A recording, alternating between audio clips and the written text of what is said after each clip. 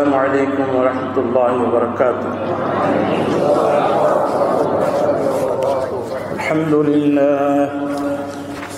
الحمد لله أستعينه وأستغفره ونعوذ بالله من شرور أنفسنا ومن سيئات أعمالنا. من يهده الله فلا مضل له ومن يضلله فلا هادي له. ونشهد أن لا إله إلا الله وحده لا شريك له. ونشهد أن سيدنا ومولانا محمدا عبده ورسوله صلى الله تعالى عليه وعلى آله وأصحابه وبارك وسلم تسليما كثيرا. أما بعد فأعوذ بالله من الشيطان الرجيم. بسم الله الرحمن الرحيم. وكأي من آية في السماوات والأرض يمرون عليها وهم عنها معرضون. وما يؤمن أكثرهم بالله إلا وهم مشركون. أفأمنوا أن تأتيهم غاشية من عذاب الله أو تأتيهم الساعة بغتة وهم لا يشعرون. قل هذه سبيلي أدعو إلى الله على بصيرة أنا ومن اتبعني وسبحان الله وما أنا من المشركين. صدق الله مولانا العظيم وصدق رسوله النبي الكريم ونحن على ذلك لمن الشاهدين والشاكرين والحمد لله رب العالمين. معاذ الحاضرين, সূরা ইউসুফের 105 এবং 106 এবং 107তম এবং 8তম আয়াত, 4টি আয়াত তেলাওয়াত করা হয়েছে। আল্লাহ জাল্লা জালালুহু আমাদেরকে অনেক গুরুত্বপূর্ণ উপদেশ দিচ্ছেন। ইউসুফ আলাইহিস সালামের ঘটনা পরিপূর্ণ বলে এই ঘটনা থেকে আমাদের কি শিক্ষা অর্জন করা দরকার সেটা আল্লাহ পাক আলোক আয়াত পেশ করে আমাদেরকে জানাচ্ছেন।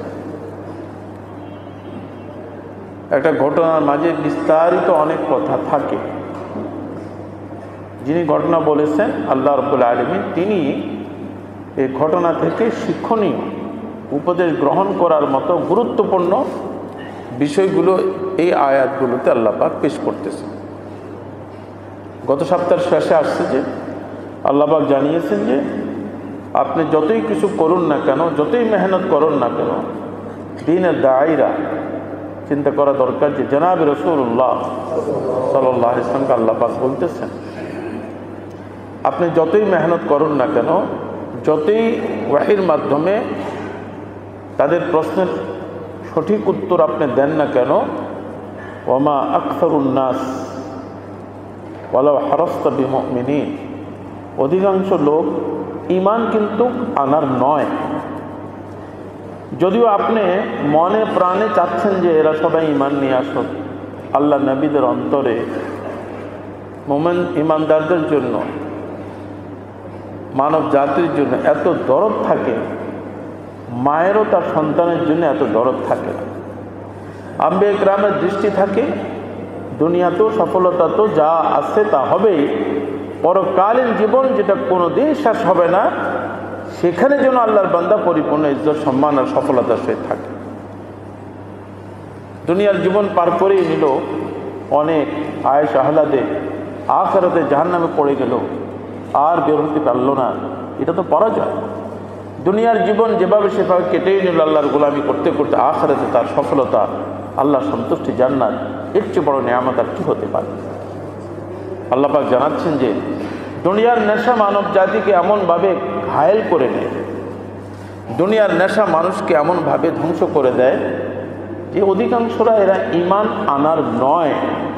আল্লাহ নবীর দাওয়াতের মাঝে এই দুনিয়ার বুকে সবচেয়ে বড় ইখলাস সাইয়্যিদুল মুরসালিন সাল্লাল্লাহু আলাইহি ওয়াসাল্লামের দাওয়াতের মাঝে ছিল। এই ধরনের ইখলাস আর কার দাওয়াতের মাঝে থাকতে পারে? তাকে আল্লাহ পাক বলতেছেন যে এরা অধিকাংশরা ঈমান আনার নয়। আপনি যদিও এদের ঈমানের ব্যাপারে মনে প্রাণে চান না কেন, আল্লাহ তো ভবিষ্যতে সব কিছু জানেন। মানুষ যে দুনিয়ার নেশায় পড়ে আছে, অন্তরের সব খবর আল্লাহ তাআলা জানেন। তো আল্লাহ তাআলা হুজুর পাক সাল্লাল্লাহু আলাইহি ওয়াসাল্লামকে সামনে রেখে যারা আল্লাহর জন্য দ্বীনের কাজ করবে তাদেরকেও আল্লাহ রাব্বুল আলামিন এই উপদেশ বানিয়ে দিচ্ছেন। আপনার দায়িত্ব হলো শুধু কাজ করা, আল্লাহকে সন্তুষ্ট করার নিয়তে কাজ করা। এবং সাথে সাথে আল্লাহ পাক বলে দিলেন, ওয়ামা তাসআলুহুম মিন আজর, আপনি কেন পেরেশান হচ্ছেন? এরা দ্বীনের দাওয়াত কবুল না করলে এমন না যে আপনার কোনো ক্ষতি হয়ে যাবে, আর দাওয়াত কবুল করলে আপনার অনেক দুনিয়ার লাভ হবে। দ্বীনের দাওয়াত কবুল করলে বিশাল আকারে ব্যবসা জমবে, এমনটা তো না, এমনটা তো না। এরা দাওয়াত কবুল করলেও বা কি, না করলেও বা কি। আপনি তো আমার এই আসমানি ওয়াহিকে বিক্রি করেন না, যে এরা যদি না কিনে আমার তো লস হয়ে যাবে, এত মাল আসমান থেকে আনলাম, এরা যদি এটা বিনিময় দিয়ে না কিনে তো আমার তো অনেক বড় ক্ষতি হয়ে যাবে। এমনটি তো না, বিনিময় তো আমি দেব বিনিময়।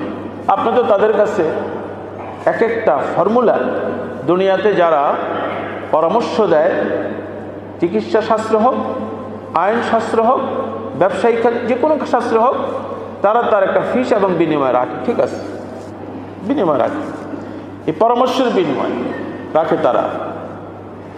আল্লাহ নবী এবং নবীর ওয়ারিসদেরকে বলতেছেন যে আপনারা যে আসমানি এত কথা বলতেছেন, এটাকে আপনি বিক্রি করেন। এখানে অনেকে ধোঁকা খায় যে হুজুর তো ইমাম সাহেব তো টাকা নিতেছে। আরে ভাই, এটা কি ওনার তেলাওয়াতের টাকা? তেলাওয়াতের টাকা, হ্যাঁ, যেখানে তেলাওয়াতের টাকার সম্ভাবনা হয় এটা শরীয়তে না করে। যেমন তারাবির নামাজ, আমাদের শাহী মসজিদে তারাবির নামাজের কেউ টাকা দেয় না, দেয়ও না। এখানে সন্দেহ আছে যে না, তারাবি তো সূরা তারাবিও হয়ে যায়, তাহলে পুরা কোরআন শরীফের টাকা কেন দিবে? এগুলো বুঝার বিষয়। বাকি ইমাম সাহেবরা কি তেলাওয়াতের টাকা নেয়নি? উনি যেহেতু অন্য কোনো কাজ করতেছে না, ইসলামী রাষ্ট্র বাইতুল মাল থেকে তাদের খেদমত করতো, এখন সেটা নাই, তো বলে যে তোমরা নিজেরাই বাইতুল মাল বানাও, কমিটি বানাও, সেখান থেকে ওনারা যেন অন্য কোনো কাজ করার প্রয়োজন না হয়, মেম্বার আর মসজিদ আর এগুলো নিয়ে থাকে, ওনাদের ঘরের খরচগুলো তোমরা দায়িত্ব না। এটাই অনেকে বুঝে না। আপনারা টাকা নেন কি জন্য? রাসূলুল্লাহ সাল্লাল্লাহু আলাইহি ওয়াসাল্লাম বাইতুল মাল বানিয়েছেন, সেখান থেকে উনিও তো টাকা নিতেন, সাহাবায়ে কেরামরা বাইতুল মাল থেকেও তো খরচ নিতেন। ওমর ইবনে খাত্তাব এবং আবু বকর রাদিয়াল্লাহু তাআলা আনহু কম নিতেন, উসমান গনির সময় খুলে দিয়েছেন। এমন খোলা খুলছেন মুহাদ্দিসিনরা লেখেন যে উসমান গনি রাদিয়াল্লাহু তাআলা যদি এটা না করতেন তাহলে মানুষ ভাবতো যে ইসলাম মানি হলো সব ছেড়ে দেওয়া। না, উসমান গনি এত দেওয়া দিয়েছেন, বাইতুল মালে এত জমা হয়েছে বলে, ভাই আপনার যার যার প্রয়োজন আছে, বাইতুল মালের দায়িত্বশীল আছে, তার থেকে নাম লিখে নিয়ে যান। দেখলো যে উনি এসে বললেন যে কেউ তো নিতে আসে না, বলে মান সম্মানের ব্যাপার, ঠিক আছে, রাতের বেলায় বাইতুল মাল এর গেট খোলা রাখো, যার প্রয়োজন সে এসে নিয়ে যান। সকালবেলা আমরা হিসাব করে দেখবো যে কতটুকু নেওয়া হয়েছে। ইসলাম এটাকে বলা হয় অর্থনৈতিক ব্যবস্থা, এমনটি করতে হয়। এমন না যে এত বিলিয়ন আমাদের রিজার্ভ ফান্ড হয়ে গিয়েছে, তো রিজার্ভ ফান্ড হয়ে গেছে, আমাদের কি লাভটা হলো জনগণের? কোনো ট্যাক্সও কমালেন না, কিছুই করলেন না। এই রিজার্ভ ফান্ড তো আমরা দেখি আগেও হয়েছে, চুরি হয়ে গিয়েছে, তো রিজার্ভ তো আপনারা আমাদের থেকে নিয়ে চোরদের জন্য জমা করতেছেন। এটা তো ইসলামী অর্থনীতি না, বোঝার বিষয় হলো। আমি যে কি বলতেছি এটাও আমি চিন্তা করি না। আমরা যে কোন বিষয়ের উপর গর্ববোধ করি এটাও আমরা চিন্তা করি না। আল্লাহু আকবার। আল্লাহ যে কত করিম এবং রহিম, কত দয়ালু রব্বুল আলামিন। আল্লাহ পাক সান্ত্বনা দিচ্ছেন হুজুরে পাক সাল্লাল্লাহু আলাইহি ওয়াসাল্লাম, আপনি কি যা মেহনত করতেছেন এটা তো উম্মতের জন্য কল্যাণ, হৃদয় নিংড়ি আপনি কথা বলতেছেন তাদের জন্য। আপনার এই কথার কোনো বিনিময় আপনি নিচ্ছেন না যে আজকে আমি 10টা পয়েন্ট বলবো, এক একটা পয়েন্টের বিনিময়ে এটা, আপনি তো এটা নিচ্ছেন না। আপনাদের সব কিছু অকাতরে বিলিয়ে দিচ্ছেন। কোনো ফর্মুলার, যে ব্যক্তি জীবনের ফর্মুলার সফলতা কি, সমাজ কিভাবে গঠন হবে সফলতা ফর্মুলাটা কি, পারিবারিক জীবনের সফলতার ফর্মুলাটা কি, পুরুষের প্রতিষ্ঠিত হওয়ার ফর্মুলা কি, মেয়েদের প্রতিষ্ঠিত হওয়ার ফর্মুলাটা কি, আল্লাহ তাআলার নবী সব বলতেছেন আল্লাহ থেকে এনে এনে। আল্লাহ অতীতকেও জানেন, বর্তমানকেও জানেন, ভবিষ্যৎকেও জানেন। আল্লাহ বলতেছেন দেখো তোমরা নিজেরা কোনো আইন বানাবে না, তোমরা তো ভবিষ্যৎ জানোই না, যে ভবিষ্যৎ জেনারেশন কেমন হবে তোমরা তো জানো না। আপনি বলেন যে বর্তমান যারা আছি আমরা 50-60 বছরের, আমাদের পরবর্তী জেনারেশন কেমন হবে আমরা তো জানি না। আমাদের সময় জেনারেশন একরকম ছিল, এখনকার জেনারেশন অন্যরকম। আল্লাহ পাক আলিমুল গায়েব। আল্লাহ বলেন যে আমি সব সময় কোন পরিবেশে কেমন জেনারেশন হবে, কেমন সমাজ আসবে সব তো আমি জানি। সবার জন্যই এমন আমি বিধান পাঠাচ্ছি যে সর্বকালে সর্বযুগে এর উপর তোমরা আমল করলে তোমাদেরকে আল্লাহ সফলতা দান করবেন। আল্লাহ বলতেছেন যে নিজেরা বসে বসে আইন বানাবে না। আজকে তুমি আইন বানাচ্ছ, কালকে তুমি সেটা বাদ দিচ্ছ। 60 বছর থেকে তো আমরা এগুলোই দেখতেছি, খালি আইন পরিবর্তন হয়, কিন্তু সমাজে যে কেউ কোনো কিছু সফলতা দিতে পেরেছে আমি তো কমাস কম দেখিনি। আপনারা হয়তো দেখেছেন অনেক কিছু, চুরি ডাকাতি দিন দিন বাড়তেছে, কমতেছে না। অনিয়ম দিন দিন বাড়তেছে, কমতেছে না। যারা ব্যবসা বাণিজ্য করেন তারা জানেন যে আল্লাহ ব্যবসাকে এত সহজ করেছেন, আর এরা ব্যবসাকে এত জটিল করে দিয়েছে, এত জটিল করে দিয়েছে। ইম্পোর্ট যারা করে তারা জানেন, একবার ইম্পোর্ট করে এরপর তওবা করে, সাহসীরা জারি রাখে। এত জটিলতা করে রাখছে যেন জাতি কোনো ভালো জিনিস না পায়। ওই যে যারা একটা সিন্ডিকেট করে রাখছে, ময়লা আবর্জনা আনতেছে, এরাই যেন সফলতা লাভ করে। আপনি যতই কল্যাণ করে চাইবেন কোনোই লাভ হবে না। এই জন্যেই আমাদের ইসলাম বলতেছে যে নেতা পরিবর্তন করে কোনো লাভ নাই, নীতি পরিবর্তন করে নীতি, আর নীতি হবে আসমানের পাথর নীতি। যতই নেতা তুমি সাদা কাপড়ের বানাও না কেন, যতই বিদেশ থেকে ইম্পোর্ট করো না কেন, কিচ্ছু হবে না, ফলাফল জিরো হবে। হ্যাঁ, নীতি পরিবর্তন যদি কেউ করে নেয় তাহলে সে জাতির ভবিষ্যৎ সূর্যের আলোর মতো আলোকিত হয়ে থাকবে। আল্লাহ পাকের হাবিবকে আল্লাহ পাক বলতেছেন আপনি তো কোনো কিছুর ফর্মুলার বিনিময় চান না, তো যখন বিনিময় চান না আপনি, তো আপনি এত পেরেশান কেন হচ্ছেন? এরা মানক আর না মানক আমার বান্দা, আপনার তো আর বান্দা না, আমি জানবো আর তারা জানবে। এরা মানক আর না মানক রাখেন, আপনি কেন পেরেশান হচ্ছেন? আপনার ঘুম নাই, এত পেরেশানি? আল্লাহ হুজুরকে সান্ত্বনা দিচ্ছেন। রাসূলুল্লাহ সাল্লাল্লাহু আলাইহি ওয়াসাল্লামকে কেন্দ্র করে আল্লাহ নবীর পেগাম যারা পৌঁছাচ্ছে তাদেরকেও সান্ত্বনা দিচ্ছে। তোমার মানক আর না মানক, বলে মসজিদ থেকে গেলে তো আর আমরা ভুলে যাই, সব কিছু ভুলে যান। আল্লাহ বলে তোমার দায়িত্ব হলো তুমি কাজ করে যাও, যেহেতু 1000 একজন জান্নাতে যাবে, আল্লাহর ফয়সালা সে একজন যেন সঠিক সিদ্ধান্তটা শুনে যায়, এবং তার অন্তর পরিষ্কার থাকলে আমি তার অন্তরের মধ্যে সেটা ঢুকিয়ে দেব। 1000 মানে প্রত্যেক মসজিদের 1000 থেকে না, সারা দুনিয়ার আল্লাহর বান্দাদের থেকে 1000 একজন যাবে। সারা দুনিয়া হুজুর সাল্লাল্লাহু আলাইহি ওয়াসাল্লাম ব্যাখ্যা দিয়েছেন, ইয়াজুজ মাজুজ যারা এখনো আছে দৃষ্টির অন্তরালে, আল্লাহ জানেন কোথায় আছে, তারাও তার অন্তর্ভুক্ত, 1000-এর মধ্যে তারা অন্তর্ভুক্ত। এই জন্য বলেছে যে হৃদয় দিয়ে কাজ করে যাও। আল্লাহ নবীকে আদেশ করেছেন এবং অনুসারীদেরকে আদেশ করেছেন, ইন হুয়া ইল্লা যিকরুন লিল আলামিন। এই কোরআন হলো সমগ্র বিশ্ব জগতের জন্য উপদেশ বাণী। যিকর, উপদেশ বাণী ছাড়া কি এই কোরআন? ইল্লা, কোরআন হলো উপদেশ বাণী। উপদেশ বাণী যেটা হয়, এটা যার তৌফিক হবে, আল্লাহ যাকে তৌফিক দিবে সেই এটাকে গ্রহণ করবে। আল্লাহ বলেছে আমি তাকেই তৌফিক দিই, ওয়াহদি ইলাইহি মাইয়ুনিব, যে ব্যক্তি নিজেকে আমার সুপর্দ করে দিবে, আমার তৌফিক তার কাছে চলে আসে। আল্লাহ বলেন যে আমার তৌফিক তো আসবে নিজেকে আমার সুপর্দ করতে হবে, তারপরে তো আমার তৌফিক আসবে। আমাকে তুমি তোমাকে আমার সুপর্দ করলা না, যা মনে চাইলে তাই করে বেড়ালা। তো আমিও আল্লাহ বলেন যে হুজুর সাল্লাল্লাহু আলাইহি ওয়াসাল্লাম জানিয়েছেন অতি আত্মমর্যাদাশীল, আনাগায়ুর, আমারটা তুমি চাও না, আমি তোমার উপর জোর করে চাপাবো না। চাও না তো ঠিক আছে, কেন চাও নেই তার জবাব তোমাকে দিতে হবে। যেহেতু তুমি দুনিয়াতে আসার পূর্বে, সৃষ্টির পূর্বে আমার সাথে ওয়াদা করেছো যে আমি যা বলবো তাই শুনবা, এখন কেন শোনো না এর উত্তর দাও। উত্তর দিতে পারলে, গ্রহণযোগ্য উত্তর হলে ক্ষমা পেয়ে যাবে, আর গ্রহণযোগ্য উত্তর না হলে ফেলে দেওয়া হবে। আল্লাহ জানিয়ে দিয়েছেন। হুজুরকে বলতেছেন আপনি কেন পেরেশান হচ্ছেন? এরপর আল্লাহ বলেন যে আমি এত কিছু করলাম, আমাকেই তারা মানে না। আল্লাহ বলতেছেন মিন আয়াতিন ফিস সামাওয়াতি ওয়াল আরদ, আকাশমণ্ডলী এবং পৃথিবীতে, আয়া বলা হয় নিদর্শন, এমন কত নিদর্শন রয়েছে, ইয়ামরুনা আলাইহা, যার কাজ দিয়ে ওরা যাতায়াত করে থাকে। এই যে বৃষ্টি হচ্ছে, আল্লাহ নিদর্শন। দুনিয়ার কেউ কি বৃষ্টি করাতে পারে? আপনি বলেন। বলে আমরা কেমিক্যাল দিয়ে বৃষ্টি করাই, হ্যাঁ ওই বৃষ্টি আর এই বৃষ্টি, ওই বৃষ্টি আর এই বৃষ্টি। নমরুদকে, ফেরাউনকে সান্ত্বনা দেওয়ার জন্য শয়তানও বৃষ্টি করিয়েছিল। মুসা আলাইহিস সালামের ঘটনা আসবে। শয়তান বৃষ্টি করিয়েছিল কি?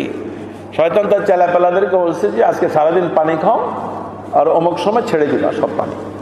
তো পানি খাওয়ার পরে যেটা বের হয় সেটা কি বের হয় সবাই জানে। তো এটা তো শয়তানের, এটা আরো ধ্বংসের কারণ হয়ে গিয়েছে, ভালো পানিগুলো সব নষ্ট হয়ে গিয়েছে। হ্যাঁ আল্লাহ বলেন যে আকাশমণ্ডলী এবং পৃথিবীতে আমার কত নিদর্শন আছে, এবং তোমরাও বলে যে এগুলো আমার, তোমরাও বলে যে এগুলোর মালিক আমি, তো আমাকেই তোমরা মানো না। একদিকে বলো যে এগুলা সব আল্লাহর, আর একদিকে বলে যে না আল্লাহ পাকের। আকাশ যে আল্লাহর এটা মানি, জমিন যে আল্লাহর এটা মানি, এবং মৌসুম ওয়েদার মেঘওয়ালা আল্লাহর এটা মানি, সূর্য আল্লাহ পাকের এটা মানি। যেহেতু এটা আমি বানাইতে পারি না, কিন্তু বিচার বিভাগে যে আল্লাহ আছে এটা মানি না, সেটা আমাদের বিধান হবে।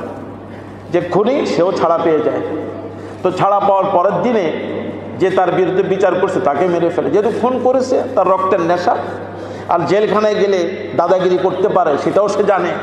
আমার সমস্যা কি? প্রতিশোধ নেওয়া, জিজ্ঞাসা। তো এই হলো যে, অথচ আল্লাহ পাক বলতেছেন যে একটা মানুষ কাউকে হত্যা করলে, ইসলামী বিধান হলো এটা, হত্যা করলে প্রমাণ হয়ে গেলে তাৎক্ষণিক তাকে পেশাব হত্যা করে দাও, সব ঠান্ডা। না, আমরা তো জামিন পেয়ে যাই, কত কিছু পেয়ে যায়, 20 বছর 30 বছর পর্যন্ত চলতেই থাকে।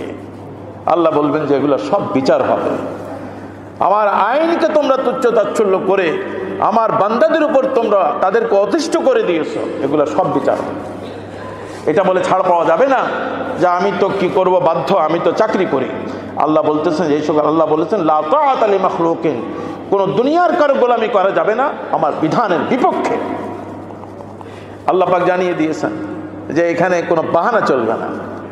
এটা তো আমি চাকরি করি মানে আমি দুনিয়ার নিম্নতম একটা স্বার্থ, আল্লাহ বলেন তোমার রিজিক আমি দিই, আর আমি কি করলাম? আল্লাহর বিদ্রোহে, আল্লাহর বান্দাদের উপর আমি জুলুম এবং স্টিম রোলার চালাচ্ছি। তো তার ফলাফলও আল্লাহ দুনিয়াতেও দেন, আখিরাতেও আল্লাহ তো রাখছে নেই। এবং প্রত্যেক বিচারের উপরে রাসূলুল্লাহ সাল্লাল্লাহু আলাইহি ওয়াসাল্লাম বলে দিয়েছেন কিয়ামতের ময়দানে সবার সামনে বিচার হবে, এবং দুনিয়ার এই সকল নিষ্ঠুর বিচারকদেরকে আল্লাহর দরবার দাঁড় করানো হবে। তখন আপনি কি করবেন? আল্লাহ আমাকে ফোন করে আদেশ করেছেন, আল্লাহ বলবেন আমি তো নবীর মাধ্যমে আদেশ করেছি, এই সকল আদেশ মানবা না, তোমার রিজিকের মালিক আমি, তুমি তো তোমার দুনিয়ার প্রমোশনার, এই দুনিয়ার এই সকল নোংরা স্বার্থের কারণে আমার বান্দাদের উপর জুলুম করেছে, আজ আমি তার বিচার করব। আল্লাহ বিচার করবেন। এগুলো আমরা ভুলে যাই, এগুলো আমাদের মনে থাকে না।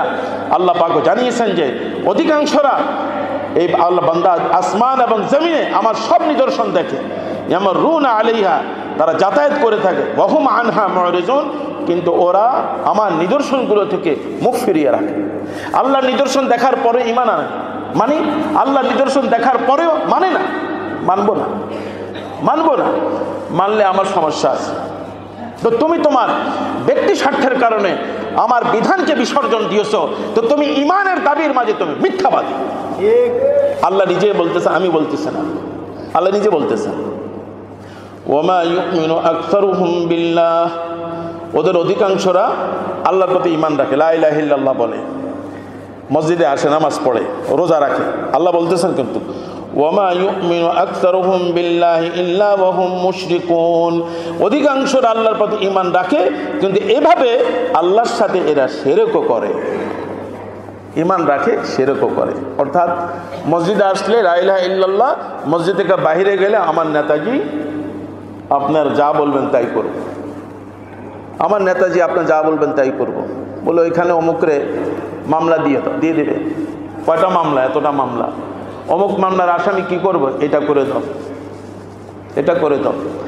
আমরা তো ছোটবেলা থেকে এগুলাই দেখে আসতেছি, আপনি কি দেখতেছেন আমি জানি না, আমি এগুলাই দেখতেছি। আপনি ভিন্নটা দেখলে আমার চেয়ে বেশি দেখছেন, যেহেতু আমি তো ঘরের ভিতরে থাকি, আমি তো এগুলাই দেখতেছি। একটা নিরপরাধ লোককে মামলা দিয়ে শেষ করে দেয়, কেন? সে ইসলামের কথা বলতেছে, ইসলামের কথা। তো ইসলামের কথা যে বলে সে বাহিরেও বলে, জেলখানায়ও বলে, 1000 লোকের কাছেও বলে, একজনের সামনেও বলে। আল্লাহ বলতেছেন যে আমার কথা তুমি কয়জনের সামনে বলছো সেটা দেখার বিষয় নয়। সাহাবায়ে কেরামরা তো গাছের সামনেও বলেছেন, হিংস্র প্রাণীর সামনেও বলেছেন, আফ্রিকার জঙ্গলে আমরা আল্লাহ রসুলের গোলাম, আদেশ এটা যাও। তো তাদেরকেও দাওয়াত দিয়েছে, তারাও দাওয়াত মেনে নিয়েছে, তারাও দাওয়াত মেনে নিয়েছে। সাহাবায়ে কেরামরা সমুদ্রের পানিকে দাওয়াত দিয়েছে, আসমানের মেঘমালাকে দাওয়াত দিয়েছে। তো আপনি যাই কিছু করেন, একটা মানুষকে আকাশের মেঘ থেকে বঞ্চিত করতে পারেন না, গাছগাছালি থেকে বঞ্চিত করতে পারেন না, পরিবেশ থেকে বঞ্চিত করতে পারেন না। যেখানে থাকুক না কেন দায়ীরা, আম্বিয়া কেরামরা, নূহ আলাইহিস সালাম 950 বছর এই অত্যাচার আর টর্চারের মাঝেও আল্লাহ দ্বীনের দাওয়াত থেকে বিরত হন। আল্লাহ পাক জানিয়েছেন যে আপনি যাদের উপর দাওয়াত দিচ্ছেন শুনে রাখেন, এরা অধিকাংশরা আমার উপর ঈমান রাখে, কেমন? যে শিরকও করে। যেমন হাদিসে মুবারকে যা আছে, রাসূলুল্লাহ সাল্লাল্লাহু আলাইহি ওয়াসাল্লামের সময় মক্কার সব কাফেররা হজ করতেছে, ওমরা করতেছে, লাব্বাইক করতেছে, কিন্তু কি লাব্বাইক আল্লাহুম্মা লাব্বাইক মানে আল্লাহ আমি হাজির হাজির হাজির, লা শারীকা লাকা, কোনো শরীক নাই। তা তারা বলতো ইল্লা শারীকা লাত ওয়াল উজ্জা, হ্যাঁ কোনো শরীক নাই, তবে আমাদের এই দেবদেবী লাত ওয়াল উজ্জা এদের নীতি আমরা মানব, আমার আদর্শের নেতা, আমার আদর্শের অমুক নেতা, আমি তাকে মানব, তাকে ছাড়া যাবে না। এটাকে কোরআন শিরক বলতেছে। আমি রাজনীতি করি, আমার রাজনীতিটা যদি শিরকের হয় তো আমাকে কোথায় নিয়ে যাবে? কোরআন বলে দিচ্ছে, কোরআন বলে দিচ্ছে। ব্যক্তি পূজা হচ্ছে, ব্যক্তি পূজা হচ্ছে। রাসূলুল্লাহ সাল্লাল্লাহু আলাইহি ওয়াসাল্লামের ইন্তেকালের দিন বারবার আমি বলেছি, আবু বকর রাদিয়াল্লাহু তাআলা আনহু সে মুবারক সে জুমলা বাক্য যে তোমরা যে মুহাম্মদ ইবনে আব্দুল্লাহ জন্য এত অস্থিরতা প্রকাশ করতেছ, তিনি মারা গিয়েছেন। মান কানা ইয়াবুদু মুহাম্মাদান ফাইন্না মুহাম্মাদান ক্বাদ মাত, হাদিসের শব্দ, উনি মারা গিয়েছেন। ওমান কানা ইয়াবুদুল্লাহ, যারা আল্লাহর গোলামি করে সে আল্লাহ চিরজীবিত। এই পরিস্থিতিতে কি করতে হবে সেটা আল্লাহ বলে দিয়েছেন, মুহাম্মদ মারা গেলে কি করতে হবে সেটা আল্লাহ বলে দিয়েছেন। সেই আয়াত আবু বকর রাদিয়াল্লাহু আনহু পেশ করে দিয়েছেন, ওয়ামা মুহাম্মাদুন ইল্লা রাসূল, মুহাম্মদ আল্লাহ রসুল বৈধ কিছুই না। কদ খালাত মিন ক্বাবলিহির রুসুল, ইনার পূর্বে আরও অনেক রসুল এসেছে। আফা ইন মাতা, তিনি যদি মারা যায়, আও কুতিলা বা শহীদ হয়ে যায়, ইনকালাবতুম আলা আকাবিকুম, তোমরা কি পিছনে সরে যাবা, শিরক শুরু করে দিবা আবার। এই জন্য আমাদের অনেক ভেবে চিনতে নিজের জাতি এবং নিজের সমাজকে গড়তে হবে, আল্লাহ পাকের কাছে জবাবদেহিতার মানসিকতা অন্তরে রেখে। আল্লাহ পাক বলে দিয়েছেন সূরা ইউসুফের 106তম আয়াতে, ওমা ইউমিনু আকসারুহুম বিল্লাহ, ওদের অধিকাংশ আল্লাহর প্রতি ঈমান রাখে এইভাবে যে আল্লাহর সাথে শিরক করে, এইভাবে যে আল্লাহর সাথে শিরক করে। আমি দেখব যে আমার ঈমানের মাঝে শিরক আছে কিনা, আমাকে এটা দেখতে হবে, আমার ঈমানের মাঝে শিরক আছে কিনা। সাহাবায়ে কেরামরা দেখলো যে গলার মাঝে একটা চামড়া লটকানো, সেই যুগে চিকিৎসা হতো, অমুসলিমরা দিত। কি বলে এটা আমি অসুখ, এই চামড়ার দ্বারা আমার সুস্থতা হয়েছে, বলে এটা শিরক, ছিঁড়ে ফেলে দাও। তামিম, আগে আরবের যুগে এই তামাইমকে শিরক বলা হয়েছে।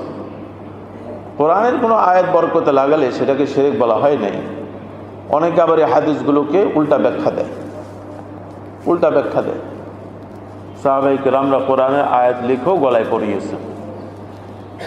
প্রত্যেকটা বিধানকে তার জায়গা মতো রাখা, বাড়াবাড়ি না করা, ছাড়াছাড়ি না করা। বাচ্চাদের গলায় আপনি বরকতের জন্য সূরায় আয়াতুল কুরসি লিখে লাগিয়ে দিলেন, এবং কিছু হাদিসের যে দোয়াগুলো আছে লাগিয়ে দিলেন। আপনি আমার ঈমান এটা যে আল্লাহ পাকে সুস্থতা দান করেন, বরকতের জন্য লাগালাম, বরকতের জন্য লাগাম। অনেকে আবার এটা করে শিরক বলে, এবং শিরকের হাদিসগুলো পেশ করে। আরে ওইটা তো ব্যাখ্যা দেখেন হাদিসে, আরবের প্রচলন ছিল, চামড়াগুলো লটকাচ্ছে, সুতা লটকাচ্ছে, কত কিছু করতেছে। তারা বলতেছে চামড়ায় তাদেরকে বাঁচায়, সুতায় তাদেরকে, নাউজুবিল্লাহ। এগুলো ইসলাম অস্বীকার করেছে, এগুলো অস্বীকার করেছে। প্রত্যেকটা জিনিসকে জায়গা মতো রাখা, বাড়াবাড়ি না করে, ছাড়াছাড়ি না করা, মধ্যম পন্থা যেটা কোরআন বলেছে, হাদিস বলেছে, সেটা অবলম্বন করা। তো আল্লাহ পাক বলতেছেন, দেখো যে তাওহীদ ছাড়া আমি আল্লাহকে মানতেছি। তাওহীদ মানে আমার ব্যক্তিগত জীবনও আল্লাহ, আমার পারিবারিক জীবনও আল্লাহ, আমার সামাজিক জীবনও আল্লাহ, আমার রাষ্ট্রীয় জীবনও আল্লাহ। দেখেন, যে রাষ্ট্ররা এই কথা বলে রাষ্ট্র প্রতিষ্ঠিত করেছে, 50 বছর আগে, 20 বছর আগে আমরা দেখাতে পারতাম না। বর্তমান আফগানিস্তান আছে, দেখেন তারা কত অগ্রসর হয়ে যাচ্ছে। তারা বলতেছে যে আমার বিচার বিভাগও আমার আল্লাহ, আমার পারিবারিক জীবনও আমার আল্লাহ। বিচার বিভাগে অন্যায় করেছে, শাস্তি এটা। আপনারা তো আমার চেয়েও বেশি পড়েন, জানেন কিভাবে একটা দেশকে আল্লাহ তাআলা বরকত দিয়ে দেন। আল্লাহর বিধান বাস্তবায়িত করার কারণে। সেখানে কোনো অনিয়ম নাই, সেখানে কোনো জুলুম নাই, সেখানে কোনো জাহাজারি নাই। এগুলার কারণেই তো বারবার এই দেশের উপরে হামলা হয়েছে, যে না এই মোল্লাগিরিকে রাখা যাবে না, মানে কোরআনকে রাখা যাবে না। তো যারা একটা ইসলামী হুকুমত এবং ইসলামের কথা বলে, তাদের বিরুদ্ধে যারা এক হয়ে যায়, আল্লাহ তাআলা বলতেছেন যে তারা যতই নামাজ রোজা, যতই তাওহীদের কথা বলুক না কেন, কিন্তু তার সাথে শিরক আছে। এবং আল্লাহ পাক শিরককে কোনোদিনও গ্রহণ করে না। তাওহীদ মানে আল্লাহ ছাড়া অন্য কিছু থাকতেই পারবে না। লা ইলাহা ইল্লাল্লাহ মানে এটা। মক্কার কাফিররা লা ইলাহা ইল্লাল্লাহর সাথে লাত এবং উজ্জা একটা কালচারের নাম, শুধু দেবদেবীর নাম না, তাদের কিছু কালচার ছিল। সেই কালচার তারা মেনে চলত, সেই কালচার মেনে চলত। আমরা যেরকম নেতার কালচারের ওয়াজ করি, তো কোরআন কি বলতেছে আপনি এই আয়াতের তাফসীর নিজে পড়ে দেখেন। যদি আপনার মনে হয় যে এটা আমি যা করি এটা শিরক, তো তওবা করতে হবে, তওবা করতে হবে। আর যদি মনে হয় না যে এটা শিরক না, আরও ওলামাদের কাছে যান, যাকে আপনি চিনেন জানেন, তাদের কাছে যান। এটা আইন বুঝে না আসলে আইন ব্যাখ্যাকারী কত উকিলের কাছে আমরা যাই। এখানে কেন যাই না? আমার কি কবরে যেতে হবে না? আমার কি মারা যেতে হবে না? কবরে কি এই নেতা আমার কাছে আসবে? কবরে কি এই দল আমার কাছে আসবে? কোনো কিছু কাজে আসবে না, আমি জানি। তো আল্লাহর উপর ঈমান রাখে, মানে আল্লাহ বলছে আমার উপর তো ঈমান রাখে। সে জানে যে কবরে যাবে, সে জানে যে কবরে সওয়াল জবাব হবে, সে লা ইলাহা ইল্লাল্লাহ পড়ে, আবার এর সাথে আমার সাথে বিদ্রোহ করেও বেড়ায়। আল্লাহ বলতেছেন যে এদের অধিকাংশরা আল্লাহর প্রতি ঈমান রাখে, কিন্তু শিরকও করে। এই জন্য বলতে শুধু তাওহীদের কথা বললে হবে না, তাওহীদের সাথে শিরকও বর্জন করতে হবে। নবুয়তের সাথে যদি কেউ কুফরি করে, সেটাও বর্জন করতে হবে। এক শ্রেণীর বলে যে লা ইলাহা ইল্লাল্লাহ বলার সাথে সাথে আরেকজনকে গোলাম মোহাম্মদ কাদিয়ানি, সেও নবী, নাউজুবিল্লাহ। তো মোহাম্মদ রাসূলুল্লাহর সাথে গোলাম মোহাম্মদ জাহান্নামীকেও মিলায় দেয়, তাকেও মিলায় দেয়, এবং এর উপর কোরআনের আয়াত বিকৃত করে করে পেশ করে, এবং মুসলমানদেরকে দাওয়াত দেয়। অনেক মুসলমানরা মুরতাদ হয়ে যায়, ইসলাম গ্রহণ করে নেয়, ইসলাম ছেড়ে দেয়। তার নমুনা সাহাবায়ে কেরামের জীবনে আছে। আসওয়াদ আনসি, মুসাইলামাতুল কাজ্জাব, তারা নবুয়তের দাবি করেছে। তখন ইসলামী রাষ্ট্র যেটা ছিল, আবু বকর সিদ্দিক রাদিয়াল্লাহু তাআলা, রাষ্ট্র পরিচালকরা এই ধরনের দাবিদারদেরকে ইসলামী রাষ্ট্র ব্যবস্থাপনায় কি করেছে সেটা সামনে রাখবে। সেটা যদি না করে, তো সে আল্লাহর এই বিধানের সাথে শিরক করতেছে। অ্যাসেম্বলিতে বিধান বানালে সেটা হবে না। আল্লাহ এবং আল্লাহর নবী কি বিধান বানিয়েছে। আসওয়াদ আনসি আল্লাহ নবী সাল্লাল্লাহু আলাইহি ওয়াসাল্লামের শেষ সময়ে আল্লাহ নবী সাল্লাল্লাহু আলাইহি ওয়াসাল্লাম তার ব্যাপারে সিদ্ধান্ত পাঠিয়েছেন। ফিরোজ দাইলামি রাদিয়াল্লাহু তাআলা আনহুকে দায়িত্ব দিয়েছেন। আল্লাহ নবীর ইন্তেকালের 1-2 দিন আগে ফিরোজ দাইলামি রাদিয়াল্লাহু তাআলা আসওয়াদ আনাসিকে হত্যা করে দিয়েছেন। নবুয়তের দাবি করলে তার একটাই মাত্র শাস্তি, তাকে হত্যা করে দেওয়া। ইসলামী রাষ্ট্রীয় ব্যবস্থাপনার মাধ্যমে জনগণকে আইন হাতে তুলে নেওয়ার অধিকার দেওয়া হয়নি। জনগণ শুধুমাত্র আইন বলবে, বাস। রাষ্ট্র পরিচালকের দায়িত্ব, আল্লাহ বলেন রাষ্ট্র পরিচালক তার দায়িত্ব পালন না করলে সে কাঠগড়ায় দাঁড়াবে, তার বিচার হবে। জনগণ তার দায়িত্ব পালন না করলে তাকে জিজ্ঞাসা করা হবে। খতিব তার দায়িত্ব পালন না করলে তাকে জিজ্ঞাসা করা হবে, তুমি মিম্বরে বসে তুমি কেন তোমার দায়িত্ব পালন করো না? নামাজিরা বলবে যে আয় আল্লাহ, খতিব তো আমাদেরকে কিছুই বলে নাই। তখন খতিব যাবে কোথায় আপনি বলেন? সে তো তার স্বার্থে, শুধুমাত্র স্বার্থের মজার মজার কথা বলেছে, আর আপনার বিধানগুলো সে ব্যাখ্যা দেয়। তখন খতিব যাবে কোথায় আপনি বলেন? এই জন্য বলা হয়, হয় খেতাবত করো, নাহলে মাটির নিচে চলে যাও, জঙ্গলে চলে যাও, ছেড়ে দাও খেতাবত। যেখানে দ্বীনের কথা বলা যাবে না সেখান থেকে চলে যাও, দরকার নাই। একটা ছোট বাচ্চাকে দ্বীনের দাওয়াত দাও জঙ্গলে বসে বসে, আর তোমার মিম্বরে বসে বসে দাওয়াত দেওয়ার দরকার নেই। আল্লাহ পাক সব বিধান রেখে দিয়েছে। এরপর আল্লাহ পাক ধমক দিচ্ছেন, আমার কথা মানতেছো না, আমার বিধানের সাথে শিরক করতেছো, সব কিছু দেখার পরেও, সব নিদর্শন দেখার পরেও শিরক করতেছো।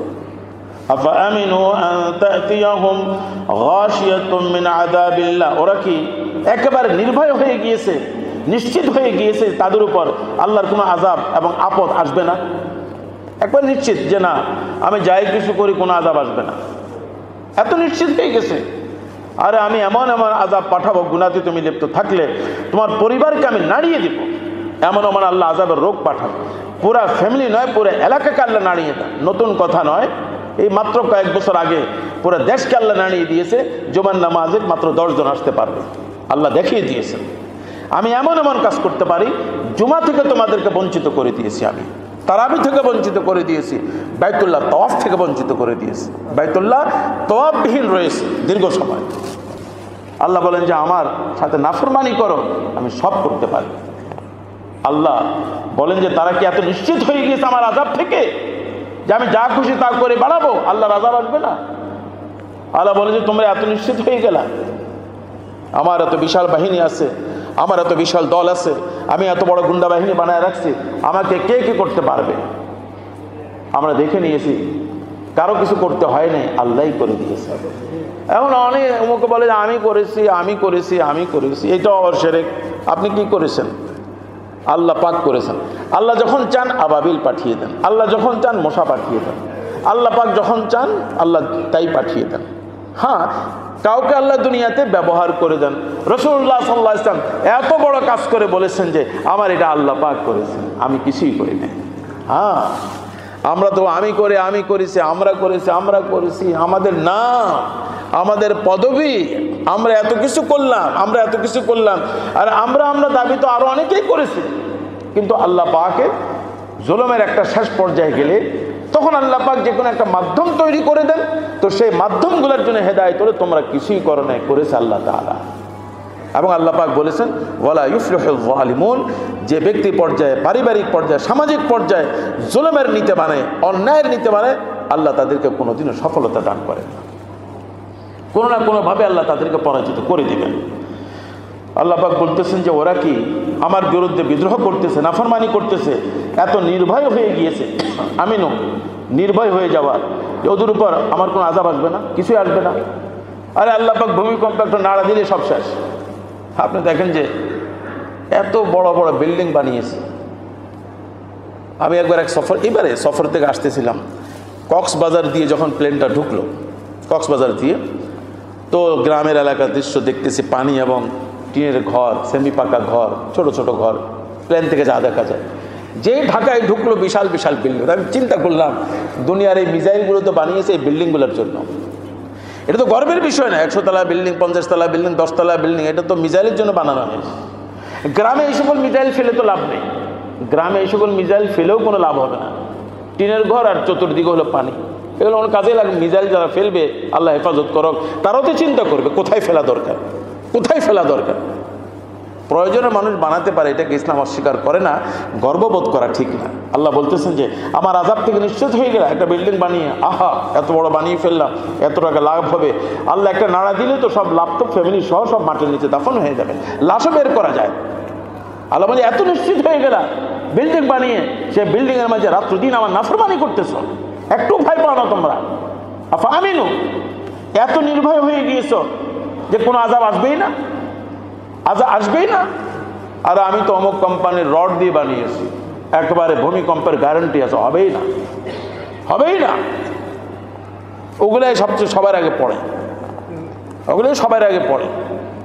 আল্লাহ পাক এগুলো জানাচ্ছেন যে তোমরা আমার আপদ এবং বিপদ থেকে এত নির্ভয় হয়ে গেলে, আযাব থেকে, অথবা ওদের কাছে হঠাৎ করে যে কিয়ামত চলে আসবে, কিয়ামত চলে আসবে, এর থেকে কি নির্ভয় হয়ে গিয়েছে? রাসূলুল্লাহ সাল্লাল্লাহু আলাইহি ওয়াসাল্লাম বলে দিয়েছেন যে একটা মানুষের কিয়ামতই হলো তার মৃত্যু, এটাই হলো তার কিয়ামত। আপনি দেখবেন যে 30 তারিখ 1 তারিখ আসা যাওয়ার সময় ভ্যান গাড়িতে করে, ট্রাকে করে মাল আসা যাওয়া করে, বাসা পরিবর্তন করে মানুষের, মাল আসা যাওয়া করে, আমরাও দেখি, আপনারা দেখেন। তখন কি চিন্তা করা? তখন চিন্তা এটা করা, এই যে আমার এতদিন এক বাড়িতে আমি ছিলাম, এখন পরিবর্তন করে আরেক বাড়িতে যাচ্ছি, আমিও তো একদিন এই ভ্যান গাড়িতে করে বা ট্রাকে করে আরেক বাড়ি কবরে যাব। রাসূলুল্লাহ সাল্লাল্লাহু আলাইহি ওয়াসাল্লাম দুনিয়ার এই চিত্র থেকে নিয়ে কবরকেই চিন্তা করতে বলেছে। এখন কারো কবরের চিন্তা বেশি আসলে ফ্যামিলি পেরেশান হয়ে যায়, সে নিজেও পেরেশান হয়ে যায়, কবরের চিন্তা কেন এত আসে? আর রাসূলুল্লাহ সাল্লাল্লাহু আলাইহি ওয়াসাল্লাম তো বলেছেন এই চিন্তাই বেশি করবা, কারণ এই চিন্তা করলেই গুনাহ থেকে বাঁচা যায়। এই চিন্তা যার অন্তরে থাকবে সেই গুনাহ থেকে বেঁচে যাবে। আব্বার এই চিন্তা আসলে তখন ডাক্তার সাহেবের কাছে নিয়ে যায়, ডাক্তার সাহেবরা ঘুমের ওষুধ খাওয়াই দিয়া চিন্তা দূর করিয়ে দেয়। এটা তো একটা মুবারক চিন্তা যে আমার বাবা এই কবরের চিন্তা করার কারণেই এখন বাবা হিসাব করবে যে কার কত পাওনা দেওনা আছে। বাবা এই চিন্তায় পড়ে থাকবে, দিতে থাকবে, বা দিতে না পারলে মাফ চাইবে বা তওবা করবে। কারোর সাথে সম্পর্ক ছিন্ন করলে ছুটে যাবে সম্পর্ক গড়ার জন্য, নিজের চেষ্টা নিজে করবে, আলেম ওলামাদেরকে জিজ্ঞাসা করবে এখানে আমি এখন কি করতে পারি। তো বাবা যখন এই পর্যায়ে আসবে, সন্তানরা বাবাকে দাওয়াত করবে যে বাবা আল্লাহ আপনাকে কবরের ফিকির দান করেছে, আপনাকে মোবারকবাদ দিচ্ছি, এবং তার জন্য ফ্যামিলি দাওয়াত করে দেওয়া। কি করে? ওই ডাক্তার সাহেবের কাছে চলে যায়। ডাক্তার সাহেব বেচারা যেহেতু কোরআন হাদিস জানে না, উনি অবুজের মতো ঘুম পাড়ায় দেয়, তো ঘুম পাড়ায় দেয়। এগুলো ঠিক না। কিন্তু একটা মানুষের, রাসূলুল্লাহ সাল্লাল্লাহু আলাইহি ওয়াসাল্লাম জানিয়েছেন আকসিরু যিকরা হাযিমিল লাজ্জাতিল মউত, দুনিয়ার এই মজাকে শেষ করে দেওয়ার মতো মৃত্যুকে বেশি করে স্মরণ করবা। আল্লাহ নবী বলতেছেন বেশি করে স্মরণ করা। আল্লাহ কোরআনে কারীম বলতেছেন আলহাকুমুত তাকাসুর হাত্তা যুরতুমুল মাকাবির, কবরে যাও, কবরস্থান জিয়ারত করো, আর এই দিনকে স্মরণ করো, আমি এবং আপনাকেও এই জায়গায় আসতেই হবে। রাসূলুল্লাহ সাল্লাল্লাহু আলাইহি ওয়াসাল্লাম মৃত্যুর সামনে জানাজা পড়িয়ে বলতেছেন আজ এই দিনের জন্য তুমি প্রস্তুতি নাও, তোমার উপর এই দিন আসবে, এই দিন আসবে। এই জন্য আল্লাহ পাক বলতেছেন যে কিয়ামত হবে। রাসূলুল্লাহ সাল্লাল্লাহু আলাইহি ওয়াসাল্লাম জানিয়েছেন প্রত্যেক ব্যক্তির মৃত্যুটাই তার জন্য কিয়ামত। তা আল্লাহ বলতেছেন যে বড় কিয়ামত বা ছোট কিয়ামত, তুমি কি এত নিশ্চিত হয়ে গেলা যে তোমার উপর কিয়ামত আসবে না? আল্লাহ বলতেছেন আও তাতিয়াহুমুস সাআতু বাগতাতাম ওয়া হুম লা ইয়াশউরুন, ওদের উপর, ওদের কাছে সহসা কিয়ামত চলে আসবে, ওদের খবরও থাকবে না, খবরও থাকবে না। বলে এই তো দাঁড়ালেন, এই পড়ে গেলেন, এই মারা গেলেন। ডাক্তার সাহেবরা বলছে হার্ট অ্যাটাক করেছে, ব্রেন স্ট্রোক করেছে। এটা তো একটা মাধ্যম, ডাক্তার সাহেবরা বলে দিয়েছেন। ব্রেন স্ট্রোক মানে কি আজরাইল ইসলাম বের করে ফেলছেন, বাস শেষ। হার্ট অ্যাটাক আজরাইল ইসলাম বের করে, কত লোকের হার্ট অ্যাটাক, ব্রেন স্ট্রোক আবার ফেরত আসে, মানে আজরাইল ইসলাম এখন আসেন না, আসা মানেই বাস নিয়ে গেছেন। আল্লাহ বলেন তুমি এই মৃত্যুর থেকেও নিশ্চিত হয়ে গেলা, আযাব থেকেও নিশ্চিত হয়ে গেলা, কিয়ামত আর নিশ্চিত, এর থেকেও নিশ্চিত হয়ে গেলা, তোমার উপর আসবে না। তোমার চাল চলন দেখে তো তাই মনে হয়, তোমার লাফালাফি দেখে তো তাই মনে হয়, তোমার লুটমার দেখে তো তাই মনে হয়, তোমার সন্ত্রাসী দেখে তো তাই মনে হয়, তুমি সব ভুলে গিয়েছো, সব ভুলে গিয়েছো। এগুলো ঠিক না। কিন্তু আল্লাহ পাক মানুষের উপর পরীক্ষা দেয় সংশোধনের জন্য, পরীক্ষার জন্য দেয় না যে আমি সুযোগ পেলে আমিও তাই করব। আরে আমি তাই করতেছি, আমার মতো যারা করেছে তাদের কি হয়েছে, ঘর বাড়িতে পা রাখতে পারে না, তো আমারও তো তাই হবে। বলে দিয়েছেন ইসলামের ব্যাখ্যা কামা তাদিনু তুদানু, হাদিস না, আরবি যে বাক্য, হাদিস, কোরআন এবং হাদিস নির্যাস, তুমি যা করবা তাই হবে, তুমি যা করবা তাই হবে। আল্লাহ পাক সতর্ক করতেছেন আমাদেরকে। এই সব কিছু করার পরে সারাংশ কি? আসমান জমিনে দেখো কত নিদর্শন আমার রয়েছে, তারপরও মুখ ফিরেই আছে। আর এক শ্রেণীর লোকেরা তারা আল্লাহর উপর ঈমান আনেও ঈমানের সাথে শিরক করে। তারা কি নির্ভয় হয়ে গিয়েছে যে আল্লাহর কোনো আযাব আসবে না বা কিয়ামত আসবে না? তার উপর এত নিশ্চিত হয়ে গিয়েছে। আল্লাহ পাক এরপরে বলেন, কুল হাদিহি সাবিলি, আয় মুহাম্মদ আপনি বলে দেন সাল্লাল্লাহু আলাইহি ওয়াসাল্লাম, এই হলো আমার দাওয়াতের রাস্তা, এই হলো আমার পথ। আমি যা আল্লাহ আমাকে আদেশ করেছেন, হাদিহি সাবিলি, আমার রাস্তা এবং পথ হলো এটাই, যে আমি এই দাওয়াত দিয়ে বাড়াবো। আদউ ইলাল্লাহ, আল্লাহর বান্দাদেরকে একমাত্র আল্লাহর দিকে ডাকবো, যে তোমরা শিরক করবা না, ব্যক্তি পূজা করবা না, নেতা পূজা করবা না, তোমরা আল্লাহর গোলামি করো। তুমি নেতাকে ভালোবাসো, তার জন্য তুমি দোয়া ইস্তেগফার করো, ইস্তেগফার করো। তুমি নেতা পূজা করতে করতে, আমি এক মসজিদে ছিলাম, তখন হেলাল কমিটিতে যেতাম। একজনে বললেন যে এই মাসের এত তারিখ থেকে শেষ তারিখ পর্যন্ত খাতিব সাহেব আপনাদের সবাই দোয়া করতে হবে। ওটা আগস্টের প্রথম তারিখ থেকে নিয়ে শেষ তারিখ পর্যন্ত। আরে এটা আবার কি? আমি কাউকে ভালোবাসলে তার জন্য তো সারা জীবনেই দোয়া করব। আমি কাউকে ভালোবাসলে তার জন্য সারা জীবন দোয়া করব। এই দোয়া না রাজনীতির দোয়া, এই দোয়া তো কবরে যাবে না। আমি গত সপ্তাহ বলেছিলাম যে আপনারা তো দেখেছেন যে আমাদের দোয়া কবুল হয় না, কেন দোয়া করাতে আসেন আমাদের কাছে? দোয়া কবুল হলে তো এই অবস্থা হতো না। বিগত যারা ছিল তাদের কত দোয়া আমরা করেছি, কারণ না করলে তো পেরেশানি। কমিটি আলোরা এসে আমাদেরকে বলে যে হুজুর করতে হবে, না হলে বিপদ চলে আসবে। কারণ কমিটিগিরি চলে যাবে, কমিটিগিরি চলে যাবে। আর যাক কমিটিগিরি নিয়ে ন্যায়ের উপর থাকা, এটাকে আদর্শ বলা। কিসের কমিটিগিরি, কিসের মসজিদগিরি? ঘরে বসে থাকবো, কমিটি পূজা করে, এটা একটা মসজিদে চলে আসছে, আমার কমিটিগিরিও থাকতে হবে। তো খতিব সাহেব আপনি একটু এটা করে দেন। আরে এগুলো কি? ন্যায় এবং নীতি আমার আদর্শের স্তরটা দুনিয়া থেকে উঠে গিয়েছে, দুনিয়া থেকে উঠে গিয়েছে। এগুলো ভালো না। কিন্তু আল্লাহ পাক বারবার সতর্ক করতেছেন। ইউসুফ আলাইহিস সালামের ঘটনা বলে আল্লাহ খুব সতর্ক করতেছেন আমাদেরকে। ঈমান ঠিক করা দরকার আমাদের, আল্লাহর হুকুমে সব কিছু হবে। আমি যেদিন এই দুনিয়া থেকে যাব, আমার কবরের রাত্রিকে কেউ আমাকে দুনিয়াতে রাখতে পারবে না, আর আমার দুনিয়ার রাত্রিকে কেউ আমাকে কবরে নিতে পারবে না। এই কথা তো আমরা বলি। আল্লাহ বলছেন এই ঈমান তো তোমার রাখা আছে, তার সাথে শিরকও করো। যা আমি তো এটা বলি যে আমার দুনিয়ার রাত্রি কেউ কবরে নিতে পারবে না, তবে হ্যাঁ আমাকে এটা করলে সমস্যা হবে। আর এটাকে তো শিরক বলা হয়। শিরক তো আমরা বুঝতেই চাই না কাকে বলা হয়। তবে আবার তবে এগুলো তো শিরক। তবে আবার কি? আল্লাহ পাক বল লা ইলাহা ইল্লাল্লাহ, কত স্পষ্ট কথা। লা ইলাহা ইল্লাল্লাহ কত স্পষ্ট ঈমান। লা ইলাহা ইল্লাল্লাহর মাঝে কোনো অস্পষ্টতা নাই। একটা সাধারণ ব্যক্তি বুঝতে পারে আল্লাহ ছাড়া এই জগতের মাঝে কারো ক্ষমতা নাই, তিনিই হলেন সবকিছু, তিনিই হলেন সবকিছু। কুলিল্লাহুম্মা, আপনি বলে দেন আল্লাহই হলেন সবকিছু। মালিকাল মুলক, সমগ্র জগতের ক্ষমতার একমাত্র মালিক আল্লাহ। তুতিল মুলকা মান তাশা, যাকে চাইবেন ক্ষমতায় বসাবেন।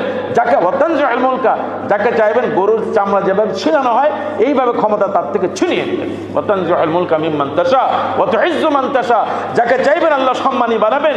ওয়া তুযিল্লু মান তাশা, যাকে চাইবেন আল্লাহ চোরের মতো পালিয়ে যাওয়ার ব্যবস্থা করে দেবেন। আরে কেন পালিয়ে যাবে?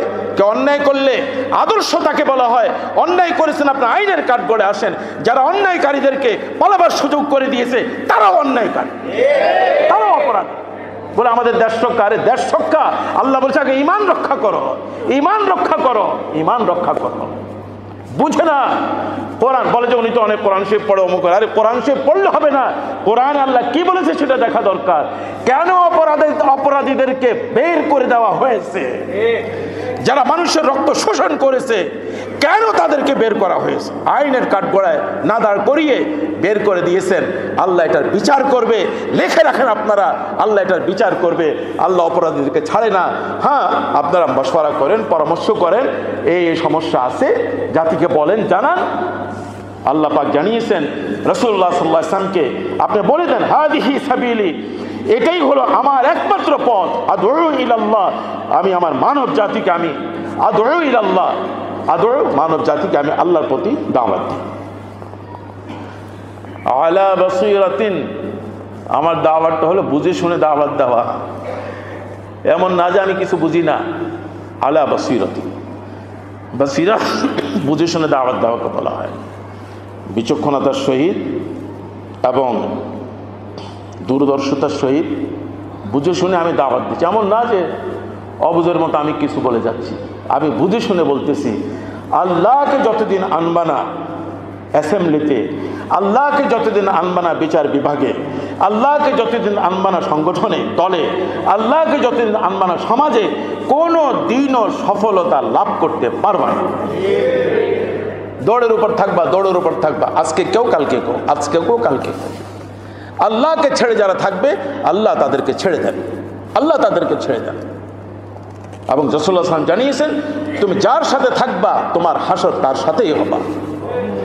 হুজুর জানিয়েছেন এগুলো সব, কোরআন বলতেছে। আপনি দেখেন এই আয়াতগুলো, আপনি নিজে তাফসীর পড়ে দেখেন, যে কোনো তাফসীর পড়ে দেখেন, আরবি পারলে আরবি তাফসীর পড়ে দেখেন, বাংলা পারলে বাংলা তাফসীর করে দেখেন। আমাকে বলেন যে হুজুর তাফসীর তো আমি পাইনি, আসেন বলেন। যদি আল্লাহ বলে থাকে, যদি আল্লাহ পাকের কথা হয়ে থাকে, তো আল্লাহ পাক আল্লাহ নবীকে আদেশ করল, আপনি বলুন এই কথাগুলি, আমি আদেশ করলাম আপনি এই কথাগুলো বলুন, বুঝে শুনে বলবেন। আপনি বলবেন বলে নবী রাসূলুল্লাহ সাল্লাল্লাহু আলাইহি ওয়াসাল্লাম বলছেন আমাদের বলার দরকার নেই। আল্লাহ বলে ওয়ামান ইত্তাবাআনি, আল্লাহ হুজুর বলতেছেন আমার অনুসারীগণ তারাও বুঝে শুনে আল্লাহর পথে মানুষকে দাওয়াত দেয়। আমার অনুসারীগণ ওয়ামান ইত্তাবাআনি, আল্লাহ নবীর অনুসরণের দাবি করি আর আল্লাহ নবীর দাওয়াতকে অবহেলা করি, পার পাওয়া যাবে না।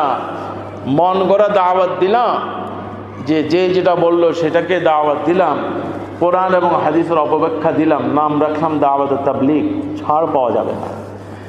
আপনি বলবেন যে হুজুর আমি এই দাওয়াত দিলাম, থানভী রহমতুল্লাহ বলছেন যারা আলেম না বা যারা আলেম হলেও সে যদি ভুল ব্যাখ্যা দেয় কোনো তাফসীর কোরআন এবং হাদিসে, ওলামাদের দায়িত্ব, বিজ্ঞ আলেমদের দাঁড়িয়ে বলে দেবে আপনি এটা ভুল ব্যাখ্যা দিচ্ছেন।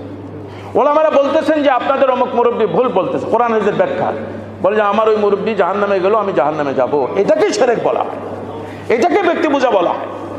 যে ধর্মীয় লাইনে চলে আসছে, আমার পীর জাহান্নামে গেলে আমি জাহান্নামে যাব, উনি জাহান্নামে আমি জাহারি, আল্লাহ তো এটা বলেন না। আপনার পীর জাহান্নামের কথা বললে আপনিও জাহান্নামে যাবেন? আপনার পীরকে আপনাকে সৃষ্টি করেছে, সৃষ্টিকর্তা আল্লাহ। এই আয়াতের তাফসীরে মুফাসসিরিনরা আরও কি বলেছেন বাকি আলোচনা আগামী সপ্তাহে। আল্লাহ আমাদেরকে সঠিক হিদায়াত নসিব করুন।